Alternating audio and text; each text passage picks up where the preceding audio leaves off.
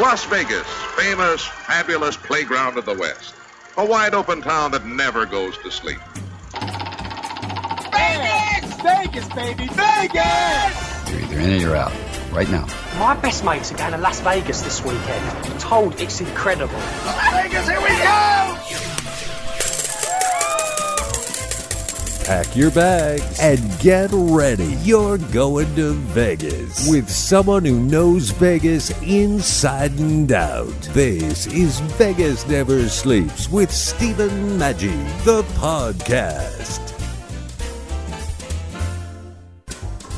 Okay, I'm excited about this. You've heard me talk a number of times about the best show in Vegas that maybe you don't know about, but you should. It's Xavier Mortimer, the best magic show in Vegas, and it's at the Bally's, Las Vegas. You don't want to miss this. Your Vegas insider, Scott Robin of VitalVegas.com, calls it the best show, and he's picky, and we're lucky enough to have, actually, Xavier with us. Xavier, thank you so much. You hail from France. You have an interesting background. How did you get over here from France? Hi. Thanks for having me first. I came from France with Cirque du Soleil. They brought me as a part of the big show Michael Jackson won. And I stayed 3 years with them, and a producer came to see me and say, "Hey, I've seen you doing many acts, you should put together a show for Vegas." I was like, "Are you crazy?" And we just went for it. And it's one of the most interesting magic shows people have seen. And they kind of talk about it's hard to explain what it is. You just got to go see it. So what did you do? Because we're used to the traditional magic acts that people see, they make an elephant disappear. But your stuff's a little different. What do you do? Yeah, this is very different in the sense where I'm telling a story. There's it's visual. It's very visual. It's original illusions, and people are dragged into my dream. They are in the world of my dreams, and they go with me. And there's a mirror that's coming alive. I'm flying with a jump rope. I'm trying to get the girl of my dreams. I've got a phone call from the magic hotline who's trying to sell me magic tricks, but I don't want. Then they make my phone disappear. There's a lot of funny stuff that would be so crazy that it's just a dream. Yeah, and people have told me that. They say, "Hey, you know what?" They say, if you like magic, it's fine. But if you're one of these people that just don't like it, it annoys you, you still want to see this because it's completely different than what you're used to. Now, how did you dream all this up? Speaking of dreams. Yeah, it's also a variety show where there's dance, music, contortion, a lot of things. So I had all these acts that were very whimsical and magical, and we went together and wrote the show with my producer Alex Good. And he said, "All right, what I see here is you just have so many crazy things. Let's put it into a dream and tie it together and try to make sense of everything you do. Just not go with a box and ta-da, you see what I mean?" So we're telling something. We're trying to make sense with magic. For me, magic is art. I want to make people feel something with magic, not just show like you say a problem, not just blow people's mind, but go somewhere else. Yeah, I think it's fascinating because so many people from Penn and Teller who are great that they've kind of done these kind of acts that they get known for, but it's really hard to shed that normal. I mean, people talk about going out of the box. You really went out of the box on it. Was that something that was always in the back of your mind that you wanted to do something different? Yeah, out of the magician's box, right? Yeah, right. Yeah. I've studied music and theater when I was younger, and I always had this.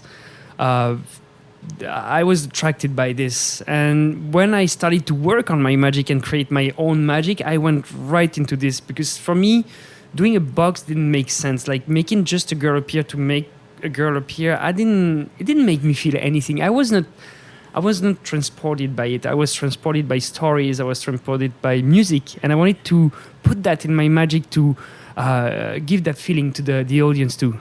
Well, yeah, you're multifaceted. I mean, you talk about your brain just kind of looking in there.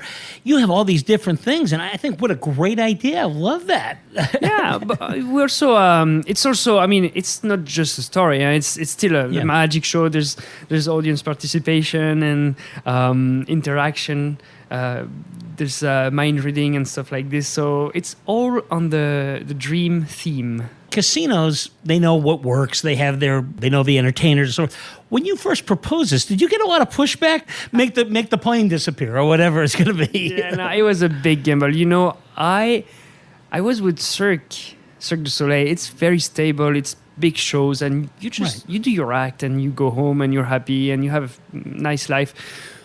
And when Alex told me, hey, you have to quit. You have to get out of Cirque because you have to do something else. You have to like challenge yourself and do something bigger. And I was like, are you sure? And we opened that in the small Sin City Theater at the time at Planet Hollywood. Yep. It was really like big challenge. You know, there was a lot of research and development that we had to do. There was a lot of tightening. So we just went for it. I honestly, when I opened, I told my assistant, the girl who's with me, who's my dream girl in the show, I told her, well, you know, we might go for 3 months only, you know, because it's very tough here. Yeah, it is. You know, these new shows, you were taking a real gamble, right place to do it, right? Yeah. I mean, you really were taking a gamble because some of these things, you could be gone in a few weeks if you don't draw anything. I've seen shows gone on days, like 10 days. Yeah, this is unforgiving. We've been here for 3 years. That's a dream come true. It's crazy. It's just so.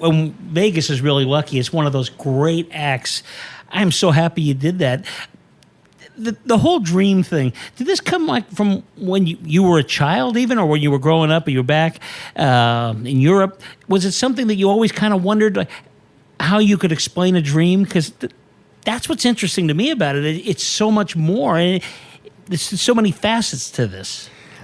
You can. I mean, for me, what's fascinating with the dream is that you can go so far. There's no limit. You know, it's just a word, but it means so much. And there's so many directions you can take, and there's so many things you can add to it, and there's so many ways to transport people with this concept. And we just chose this one and tried to go as much as we could into it. So, and it's your dream constantly evolving? I mean, are you always thinking about what else can I bring into this? Yeah, of course. And that's every time I have so many acts that I have left home when I made that show. And I was like, okay, now I need to put this act in the show, but how can I link it to the dream things without, you know, being awkward? So yeah, it's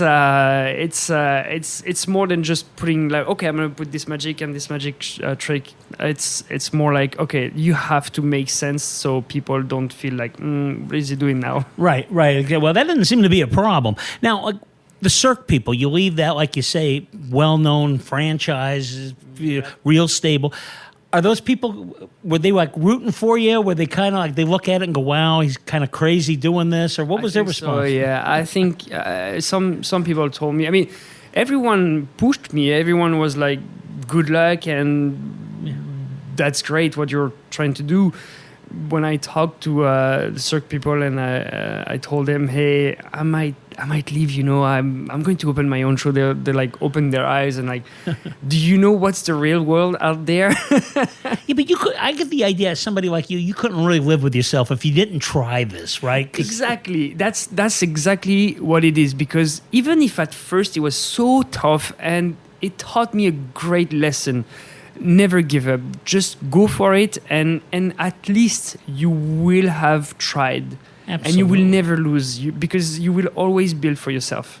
Well, it's got to be kind of exciting. I mean, you're in virgin territory in a sense. I mean, it's a magic show, but there's nothing else like this. So you got to see how people accept this and so forth. So when you went out like the first time, you had to be nervous, right? Even though you knew your stuff like that.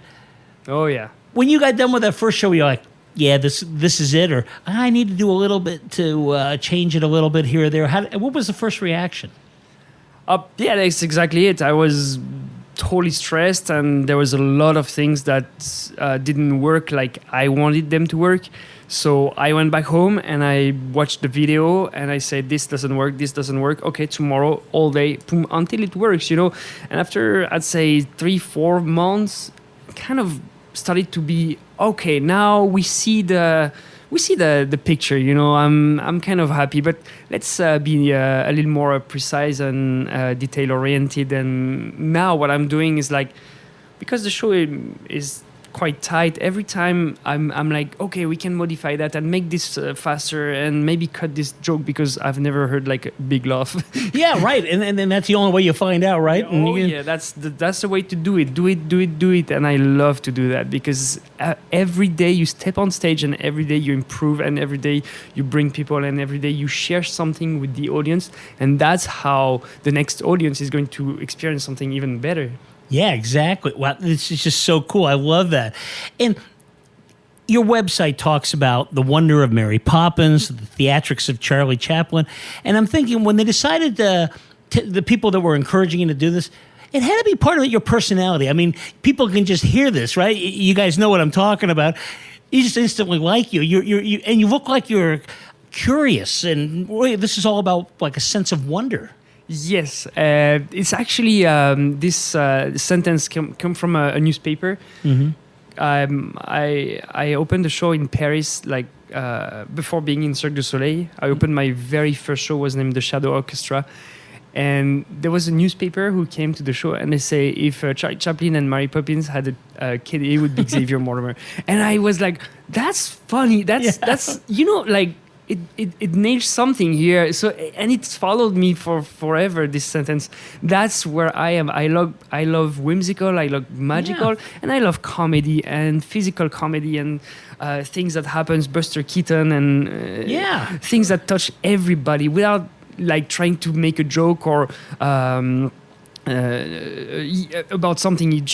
You are in a situation where everything is overwhelming. More with magician Xavier Mortimer in just a few moments. But first, when you visit Las Vegas, you're always looking for fun things to do. And I think one thing you got to put on your list is the Neon Museum. It's fantastic. What a way to learn the history of Las Vegas, but by the signs that go back all the way to the 1930s. The lobby, in fact, is a restored shell from the old La Concha Motel. It's a lot of fun. The staff there is incredible. A really unique Las Vegas experience, so you can learn the history and have a blast. Go to neonmuseum.org. That's neonmuseum.org. You are listening to Xavier Mortimer, former Cirque star, and now the star of his own show at Bally's, Xavier Mortimer's Magical Dream. Yeah, well, you mentioned people like Buster Keaton and Charlie Chaplin. That was funny then. It's still funny. It's like universal. Yeah, exactly. That's what it's universal. That's what I love about it. But, the whole idea of Mary Poppins and Charlie Chaplin, I'm glad you put that in there because when people think of either of those two things, it puts a smile on their face. Exactly. And that's why I do that. That's, it's funny because I opened that show in Paris a few years back. And that was my first time opening my own show because I studied as a magician, for schools and events and stuff. And, you do. And one day you have a theater in Paris and they're like, all right, let's put on a show. And what do you want to put on the tickets, And and it's my name. It's Xavier Mortimer. So I do my show. The first time I'm on stage in front of an audience who paid to see me. And I walk back after the show, and we just see the theater empty. And among the rows, I find a ticket. And on this ticket, I see my name. I see Xavier Mortimer, the Shadow Orchestra, Paris, blah, blah, blah. And I was like, it struck me. It was so strong. I was like, wow, they chose to come see you. You gotta be good now. You gotta put a smile on this face because they bought a ticket to see you. It's not like they go to this event and there's this magician. They go see you, man. You gotta be good every time you step on stage. Absolutely. But I can feel that from you. I mean, you live for this. I mean, you like what you do. Yeah, being on stage is very addicting. Yeah.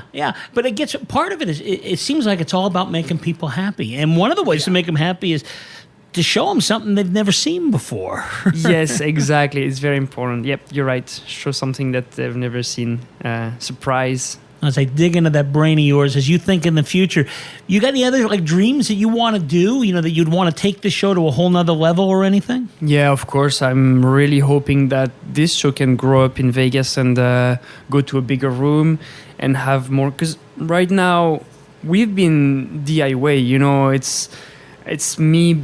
How I put my illusions, how I could put them, like fit them into the theaters that they were given to me. But if we had more, bigger room and everything, we could like really bring people into a crazy story, you know. So you'll be there. I can tell you. I really believe that, because what you're doing is you're not just making people laugh. You're not just performing the magic, the music. I mean, you do everything. It's like it's not a one man show, but everything is coming out of that brain of yours, and you know everything that's going on. Yeah. It's like, I have a little snapshot that you're inside your brain. Well, and I guess it's important though for you, right, to know what's going on in every facet of this thing, because ultimately you're the one out there. It's you have it's very oh my god, there's so many things, the lights and there's so many things that you have to think about when you put together a show. It's crazy, but it's great adventure. We all love the Cirque du Soleil stuff, but Cirque du Soleil has kind of reached a place where it's kind of evened off. It certainly has, but people have seen it. What you've got to offer, and that's why I say if anybody's coming out to Las Vegas, make it a point to see this, because it's something you've never seen. To the point that you told me before, and folks, I don't know about this, but we're going to give it a shot. You can do magic on radio. Now, that is something I don't know anybody can do, but if anybody can, I think you can. So what kind of things can you do in here to... All right, let's try to do something. You will be the spectator, and you will tell what I'm doing to the spectator, and it's quite funny. Just give me your phone, and do you have? Can you put the calculator on? Okay, so put the calculator on. Yes. Okay, so we're putting the calculator on. Clear it there. All right, you have the calculator now, and I'm going to write a number. Okay, a big number. Think of a big number. You can say it on the radio. Okay. You're ready? Yeah. I'm reading your mind right now. Uh-huh. And, okay, I think I got it. It's a very big number. It's in billions. In billions? Yes. Okay. What about this number? Wow, okay. What is written on the phone right now? Right now it's 5,555. Is it something that rings a bell or not? Yeah, a little bit. We're going to multiply it, John. Okay. You're going to help us. You're going to put 2 digits on the phone and multiply the number by any 2 digits. It's already multiplied. Just type 2 digits on the phone that you like. Any 2 digits. Okay, so John's doing that, John. Okay, what did you write? 65. 65. We're going to multiply. Sydney is here in the back. We're going to multiply again by another 2 digits. Any 2 digits do you like? Okay, we got 44, and you are going to multiply again by 2 digits. Two any digits. 2 digits, but you don't say it. Okay. Okay, you press equal. Yeah. What is the number here? Is it your number? Yeah, okay. I don't know how he did it. He did my phone number. Okay, this is really weird. I don't know how you did that. That is my phone number. Wow. Okay. I swear to God, it's real, and it's really the number. Wow. Okay. This guy scares me, because if he's thinking about it, he can see what I'm thinking sometimes. I could get in trouble. But, wow, okay, that's unbelievable. You did it, John. Sydney, you did it, right? Yeah, and I thought about the number before to do it with. It wasn't, I never mentioned that number. Okay. Again, you got to go out there, because you're not going to believe it. But if I hadn't seen that, I would not believe it. So that's just with a calculator. You know, what other kind of things can people see there? What kind of things will amaze them? Kind of give them just a little taste of what they might see. I'm playing with lights, with a beam of light that turns into a girl. I'm playing with my shadow. My shadow is playing music with me, and then we dance all together. There's a mirror that comes to life. There's juggling. I'm juggling with bubbles while my dream girl is taking a bath. Oh. It's very whimsical. There's a lot of images like that. It's all very visual. Did you have a mentor that kind of got you into this stuff? I mean, I know you were part of Cirque du Soleil, but even before that, was there somebody that worked with you that kind of caught the fact that you might be somebody that could do something really special? In magic, no. I just had like when I grew up, I saw David Copperfield and I saw French magicians, like famous French magicians. I was really into it. I just mixed that, and I met those people. It's funny because I heard of those people, including David Copperfield, and when I met them like years after, and some of them came to see my show, I was like, wow, this is incredible. And they would be like, oh, that's great, go for it, just be unique, be yourself, don't try to be David Copperfield, or don't try to be this guy or this guy, just be you and you will go far away. Yeah, absolutely. I mean, that's if you were to put a list of great magicians, they all have something that calls specifically to them. Yes, exactly. And that's, you talked about Penn and Teller. I think they're very unique in their own way. Even Chris Angel and David Copperfield, they have their own way to do magic. And this is why they try to bring art into magic, not just do it box. Mm-hmm. Well, that's one thing I remember. I saw Penn and Teller back in San Francisco when they were first starting. They're nothing to what they are now, but it was just different. I'd never seen anything like that. And that's certainly the case with your show. It's just something, nobody's going to say they saw something like it. It just doesn't exist. Yeah. And that's the goal. Yeah, I mean, you have to remember, you have to go to this show, and years after you got to say, oh yeah, I remember that was really interesting. You know, that was... It adds to your culture, to whatever you've seen from the world, and it inspires you. You know, that's the most important, I think. I've been inspired by those people, and if I can inspire my now, it's that because I succeeded. You know, I want to do that. Well, you're a young guy. When did you start doing this? I studied music when I was a kid, and I was living in a very small village in the south of France. Mm-hmm. I just discovered magic because I saw a guy at my school, and I came back home and I was like, how can I do that? And I was like, my dad was selling books, you know, old books, antique books. I was like, give me find something. find a book I've had. And he brought back to home an old book about card manipulation. Yeah. And I studied it like until like it was falling apart, you know? Yeah. And I was 12, 13. I did that for a few years. I didn't even know it was something that we could do as a job or... Yeah, you're just having fun. You're not thinking that this could be my living. I was working in the fields, you know, to make money to buy the tricks from Paris. You know, everybody starts, it seems like, in cards. I know, you know, Johnny Carson used to do a magic act, which got him started. Yeah. But it's something about cards, and it's fascinating. When you can do, like, what you did on the calculator is a whole nother level beyond a card trick. You just wouldn't think that was possible. But you must love when people have that, like, what do you do? What do you do? And, of course, we never tell anybody what we do, right? Yeah, no, that's the first thing. When you're in school, you're like, okay, now I'm going to be the guy.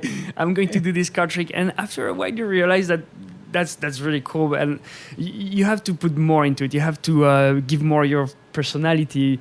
But because the first time you impress your friend, I always would remember the first time I impressed people, like, it's something, you know, you see that in your eyes and you see people like they don't understand what's happening. And you're like, wow, that I made something that this is good. Works, you know, that there's... Yeah, well, we all want that. And we all want to be interesting, right? And that's one way of really being interesting. Yeah. You know? So you're at the Bally's. That's a great spot. So you used to be at Planet Hollywood. How long has it been since now that you're at Bally's? We've been at Bally's at the Windows showroom for 4 months. 4 months now. We just opened. It's a new room. It's a new show. We revamped the show for those who have seen it. It's more magical, more everything. So it's going well now. We're doing pretty well here. Well, that's great. I mean, how often do you have to? I mean, is there a part in your mind where to bring people back, you always kind of have to make changes? Do you have actually a set time, or is it all every day? Are you thinking about changing? Oh, yeah, every day, and not only on the show. I'm working on other acts and probably other shows, because at some point I will have to change my show, you know. And I'm working also on some social media and TV magic. So that's just my life, you know. I wake up and I'm like, okay, what kind of trick I'm gonna do today? I hope someday they're going to have a special on this because I think it's really. But first, tell your friends, go to Bally's and see it because it's really unbelievable. I just wish you the best of luck. I think it's one of the great shows in Las Vegas, and we're really lucky to have you here. Are you planning on another world tour or anything of that nature at some point?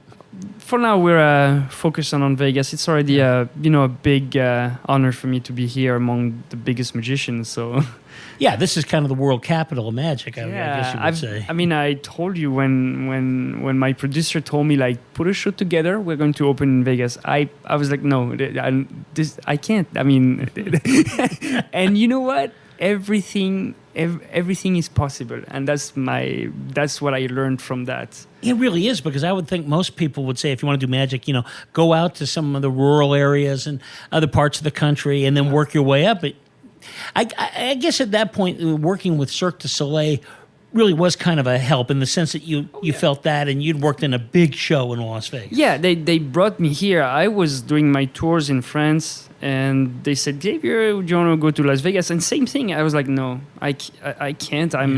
I have to stay in France to do my things. And after a while, I talked to many people and I said, you have to grow up, man. You have to sometimes you have to cut behind and you have to grow up and you will come back maybe to do a tour in France. And that's going to be awesome because people are going to say, he's the guy who succeeded in Vegas, Yeah, exactly. So every step I've taken in my life, it was always like, no, I can't do it. And after a while, okay, I'm going to do it. So you could do some motivational speaking on top of the magic show because it's real and people can actually see that kind of thing. Again, the show, really, it is the best magic show in Vegas, I think. And it's Xavier Mortimer.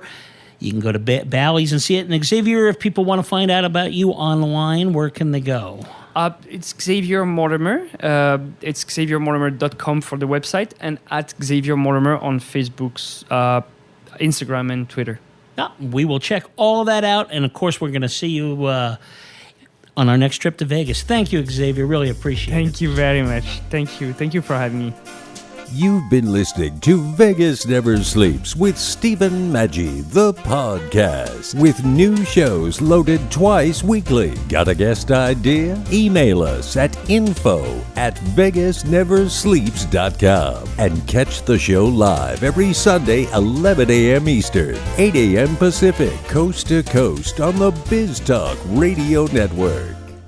Do you own a real business that makes real money? Not just an idea for a business, but a real revenue-generating business? Then we have what every business needs to run and grow. Cash. Call the Business Cash Advance Line, and in just 5 minutes, you could be well on your way to securing up to $1 million in funding for your business. Use the money however you want. Try new advertising, buy inventory, purchase equipment, or pay taxes and other bills. Call now to secure up to $1 million in less than a week. The process is quick and easy. Call the Business Cash Advance Line to speak with an account manager now. Representatives are standing by, so if you need to get up to $1 million in working capital to grow your business, don't wait. Call right now. 800-445-1099. 800-445-1099. Call now. 800-445-1099. That's 800-445-1099. Holy Gentle Giant's dog food Batman. I'm Burt Ward, Robin from the Batman TV series. I was the Caped Crusader, and now I'm the Canine Crusader. After rescuing and feeding 15,500 dogs for 23 years, my wife and I created a natural, low-fat, heart-healthy, made-in-America dog food and special feeding and care program designed to help all dogs live amazingly longer, healthier, happier lives. Our dogs are living as long as 27 healthy, active years. Yours can too. That's twice their normal lifespan and triple for some breeds. Would you like your dog to live as long as 27 years and still be active and healthy? Gentle Giant's dog food is complete nutrition for all dogs and puppies, all ages and sizes, and is different from other dog foods without the greasy coating and high fat content that can shorten your dog's life. Try our Gentle Giant's life-enhancing dog food for the longer, healthier, happier life of your dog. So are you tired of being tired? Well, then it's time to get the tea. Hey, it's Lisa here to tell you about this all-natural, all-organic tea I've been drinking that has had great results for over 20 years. It's called Life Change Tea, and it's specially formulated to help detoxify and cleanse your kidneys, liver, colon, and blood all at once. The colon is one of the most ignored organs in the human body. The faster that waste is eliminated from the body, the less time that waste sits in our intestines, spreading toxins to our bloodstream. This tea helps cleanse chemicals caused by outside intruders from our entire digestive system. And get this, weight loss can be a side effect. And with continued use of the tea, you can experience clearer, healthier, younger looking skin, increased energy, and a happier outlook on life. So if you're tired of being tired, get the Life Change Tea at getthetea.com. That's getthetea.com. And like me, you'll be glad you did. You'll be glad you did. You'll be glad you did. You'll be glad you did.